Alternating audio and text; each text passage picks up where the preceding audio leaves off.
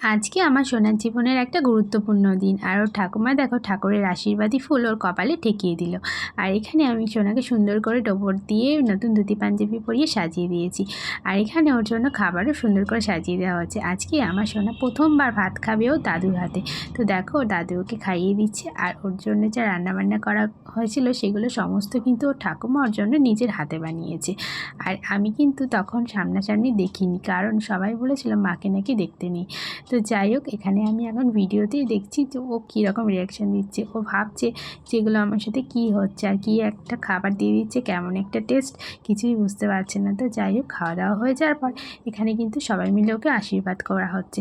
তো দেখো এখানে ওর বাবা ওকে আশীর্বাদ করে দিচ্ছে আর আমিও আশীর্বাদ করেছিলাম। আর এখানে বড়রা যারা এসেছিলো তারা কিন্তু সবাই ওকে এক এক করে আশীর্বাদ করে দিচ্ছে। আর এখানে ও ভাবছে ধান দেবো থালাটা নিয়ে আমি কি করে ফেলবো।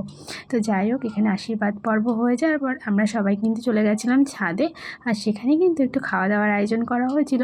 তো সবাই দেখো এখানে খাওয়া দাওয়া করে নিচ্ছে। তো আজকে এটুকুই তোমাদের সাথে শেয়ার করলাম। টাটা।